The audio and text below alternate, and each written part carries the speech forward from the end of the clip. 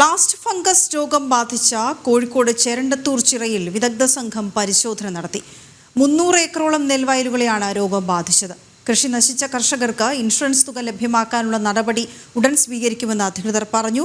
അനഘ ഹർഷൻ ചേരുന്ന വിവരങ്ങളുമായി. അനഘ, വിദഗ്ധ സംഘം സന്ദർശിച്ചതിന് ശേഷമുള്ള വിലയിരുത്തൽ എന്താണ്?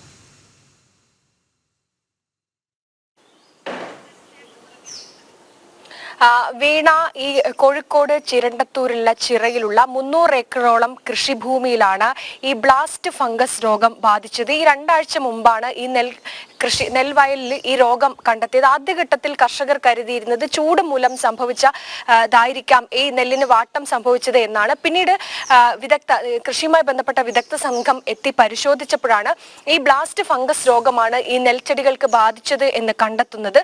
അതിനെ തുടർന്ന് കർഷകർ വലിയ ആശങ്കയിലായിരുന്നു. കാരണം 300 ഏക്കറോളം വരുന്ന കൃഷിഭൂമിയാണ്. ഈ രോഗം ബാധിച്ചതോടുകൂടി നെല്ലുകളൊക്കെ തന്നെ താഴേക്ക് വീണ് കിടക്കുന്ന ഒരു സ്ഥിതിയായിരുന്നു. അതായത് ഇനി അത് ഉപയോഗിക്കാൻ പറ്റാത്തൊരവസ്ഥ ഉണ്ട്. അതുകൊണ്ട് തന്നെ കർഷകരൊക്കെ തന്നെ വലിയ പ്രതിസന്ധിയിലായിരുന്നു.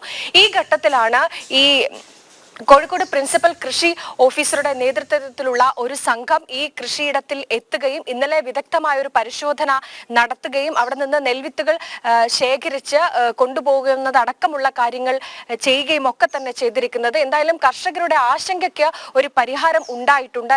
എന്തായത് കർഷകർക്ക് ഇൻഷുറൻസ് തുകയടക്കം ലഭ്യമാക്കുന്നതിനുള്ള നടപടികൾ സ്വീകരിക്കുമെന്നാണ് ഇന്നലെ എത്തിയ വിദഗ്ധ സംഘം അവർക്ക് നൽകിയിരിക്കുന്ന ഉറപ്പ്. പല കർഷകരും ബാങ്കിൽ നിന്ന് ലോൺ എടുത്ത് പണയം വെച്ച് അങ്ങനെയാണ് ഈ കൃഷിയിലേക്ക് ഇറങ്ങിയിരിക്കുന്നത്. അതുകൊണ്ട് തന്നെ വലിയൊരു സാമ്പത്തിക ബാധ്യതയിലേക്ക് കർഷകർ പോകുന്ന ഒരു സാഹചര്യമുണ്ട്. അതിന്റെ ഒരു ആശങ്ക അവരിൽ ഉണ്ടായിരുന്നു. അതുകൊണ്ട് തന്നെ എത്രയും വേഗം ഈ കർഷകർക്ക് ഇൻഷുറൻസ് തുക ലഭ്യമാക്കാനുള്ള ഒരു നീക്കം ഉണ്ടാകും എന്നൊരു ഉറപ്പാണ് ഇന്നലെ എത്തിയ വിദഗ്ധ സംഘം കർഷകർക്ക് നൽകിയിരിക്കുന്നത്. ആ 300 ഏക്കറോളമുള്ള ആ കൃഷിഭൂമിയിലെ നെല്ല് ഇനി ഉപയോഗിക്കാൻ കഴിയില്ല എന്നതാണ് ഈ വിദഗ്ധ സംഘം പറയുന്നത്. മാത്രമല്ല, ഇത്തരത്തിൽ നെൽകൃഷി ചെയ്യുന്ന സമയത്ത് ഈ വിത്ത് ഇടുന്നതിന് മുമ്പ് കൃത്യമായി ഈ നെല്ല് ഇത്തരത്തിലുള്ള ഫംഗസ് വരാതിരിക്കാനുള്ള നടപടികൾ സ്വീകരിക്കണം, അല്ലെങ്കിൽ അതുമായി ബന്ധപ്പെട്ട് കൃത്യമായ ഒരു ഉപദേശം തേടണം എന്നതടക്കമുള്ള കാര്യങ്ങൾ കൂടി വിദഗ്ധ സംഘം ഇന്നലെ കർഷകരോട് ഇതുമായി ബന്ധപ്പെട്ട് സംസാരിച്ചിട്ടുണ്ട്. എന്തായാലും ഈ അവസരത്തിൽ ബാങ്കിൽ നിന്ന് ലോൺ എടുത്തും പണം പലിശയ്ക്ക് വാങ്ങിയും ഒക്കെ